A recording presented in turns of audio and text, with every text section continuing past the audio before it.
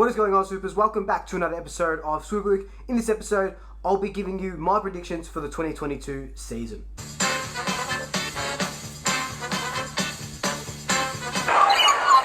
So, at this time of the year, you see all the media doing it, all the newspapers doing it, Instagram accounts, YouTube accounts doing their AFL season predictions, and I'm no different. I'll be doing my season's predictions throughout this video. We're talking premiers, runners up, top four in order, bottom two, wooden spooners, all that fun stuff. And at the end, I will give you my top. I was gonna say top 18, but that's all the clubs. So I'll give you my full ladder. But without further ado, let's get into the predictions. So I'm notoriously horrible at season predictions. I don't even look back at my ones because I know how bad they are. But I'm hoping that I get at least 3 correct this year. So where's the best place to start? Premiers. Now, no one predicted Melbourne last year, of course. And I've got Melbourne winning the premiership again this year, going back to back. They're just a strong football club. Max Gawn, Petrarca's only going to get better. Clayton Oliver's only going to get better. Luke Jackson's only going to get better. You know, then you got Viney chipping in. You got Bailey Frisk. You've got, I'll probably pronounce that name wrong, Stephen May, Jake Lever. The list just goes on. They're just such a great football club. They deserve that premiership. They earned that premiership last year. I do think they go back to back.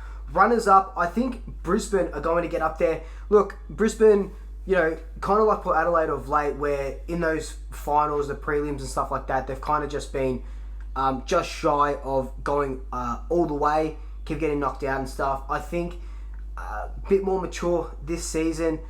Look, I wanted to say the Doggies again. I think the Doggies will just scrape into the top 4. But I think Brisbane are going to be the runners-up, and it'll be a Melbourne-Brisbane grand final. So, talking up my top 4, I know I'm going to give you my full ladder a bit down the road, but my top 4 in order are Lions first, Demons second, Port, because Port are actually a pretty decent side, as much as we, you know, in Victoria, I feel like we don't really care about Port. I know as a Collingwood supporter, I don't really care about Port because of the prison bar jerseys and all that jazz, but I think they are a good a footballing side. They proved it last year. Yes, they keep falling over in that last hurdle like the Brisbane Lions do, but I think Port will finish top 4 again. And rounding out the top 4 is the Doggies. Like I just said, I feel like they scrape into the top 4. I don't feel like... I feel like, yeah, they just win 1 or 2 extra games than the team that finishes 5th. But that is my top 4 for 2022. Now, my bottom 2 and my wooden spooner has changed quite a bit. I originally had the Gold Coast Suns and obviously the Kangaroos being there in the bottom 2. So I had Suns 17th, the Roos 18th. But I think a big contender for the wooden spoon this year are the West Coast Eagles. They are absolutely decimated by injuries, and it's just, it's going to be hard, not only for them to kind of get a team on the park. Like, we all obviously know they are definitely going to get a team on the park, but like, you know, the Jack Darling with the COVID-19 saga and the vaccine and not wanting it, so he's not playing. Their list is getting older. They're just got a lot of injuries, and they keep getting injuries throughout this preseason. And look, you want teams putting their best 22 out whenever they can. And as much as I hate West Coast as well, I don't even have to remind you why.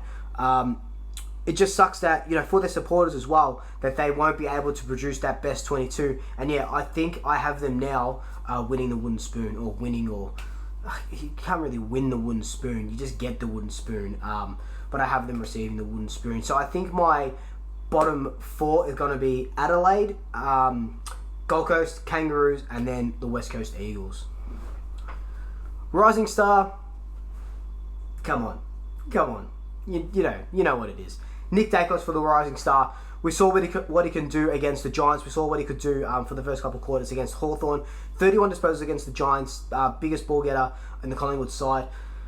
He's just special. Everyone says he's special. Everyone says he's an elite kick and an elite user. I'm not expecting him to win the Rising Star, best player in a final series, the Brownlow, a premiership medal, the Norm Smith medal. You know, all that comes in time, and all those accolades will come to him if he can keep it up. But I think the Rising Star, and you know, he's got stiff competition. Jason Horne-Francis as well is going to be a great player for the Kangaroos, a good pickup. Logan McDonald for Sydney as well. He's going to be a killer forward when Buddy jumps out of that forward line and Logan puts a couple more kilos on, gets a bit more bigger body. He's going to monster the competition. I think his name's Josh Rochelle from Adelaide. He's been doing big numbers in the pre-season. So there are a lot of players that could fight for this rising star, and I think it's going to be a close one. And I think Nick Dacos is going to be the second ever Magpie to win a Rising Star award after, of course, Jaden Stevenson in 2018. So the Brownlow is another tricky one because there's just so much great talent out there. I'm talking Petrarca, I'm talking Sam Walsh, Patrick Crisp looks in stellar form, Nick Dacos, Clayton Oliver could be in there as well. But who I've got is Bontempelli. I think that, yes, the Doggies don't make the grand final, but I think that Bontempelli just takes his game up to another level, and he just keeps getting better year on year, and I think this is the year where he wins a Brownlow medal. Ollie Wines just piked him by 3 votes last season. Ollie Wines 36, Bontempelli 33, then you had Clayton Oliver at 31, and Sam Walsh at 30. Look, this could be just Vic bias as well. These are the players that we're kind of seeing all the time. I'm not really watching a lot of Port, Fremantle sort of games, Sydney, whatever it may be. That's probably why Ollie Wines just came out of nowhere. And there could be another Smokey. So who would my Brownlow Smokey be? And Blue Abroad and Pommy-Oz are kind of going to love me for this. But I honestly think that Sam Walsh could be a Brownlow Smokey. I guess that syndesmosis injury does hinder his chances a little bit. When is he back? Is he back round 2? Is he back round 5? We don't really know at the moment. But Sam Walsh, look, he's a great player. He's only, 21 maybe? So he's still very young. If he doesn't win the Brownlow this year, it'll probably be the year after. But in saying that, Patrick Cripps is in good form. Harry Mackay, the Coleman medal last season. So there could be players that take votes away from him, but it didn't really... last year they didn't really take votes away from him because he was such a standout in most of Carlton's game. So he's still my Smokey, but I do ultimately think that Bontempelli is going to win the Brownlow for 2022. My All-Australian Smokey would be Matt Ralph from Gold Coast Suns. I keep saying decimated, but it's such a good word. It's such a really good word. But, Ralph's start was decimated by injuries. He's a fantastic player when he's on. I have Gold Coast in the bottom 4, but Took Miller is really good. I love how he goes about it. Their new captain obviously as well. But Matt Rao, he's just going to set the football world on fire this season, and I think he will be, if not in the All-Australian squad, definitely in the All-Australian 40 squad.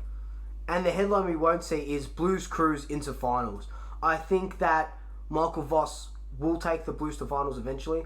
I don't think that they'll get there this season. I don't know if that's me being biased or just because I really, really, really, really hate them. But I just don't see the Blues making finals. I think they're improving from where they are this season, but I don't see them making finals in 2022.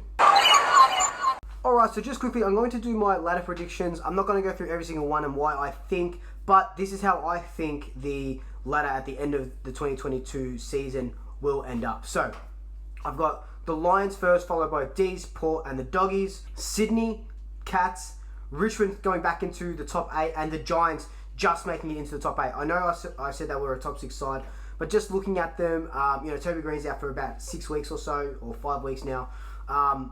I don't think they've got enough left in the tank, and they just make it into the 8.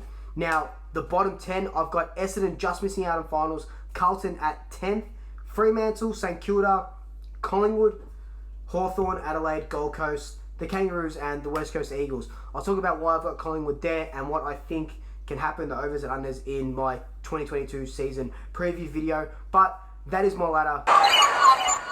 So anyway, guys, that's just been my predictions. I'd love to know all your predictions down below. I'm going to leave a template for you guys to fill out. let me know down below and I'll definitely go through them. But until then, like, comment, subscribe, tell your family, tell your friends, tell your pets, and until next time, double shackers, I'll swoop you later.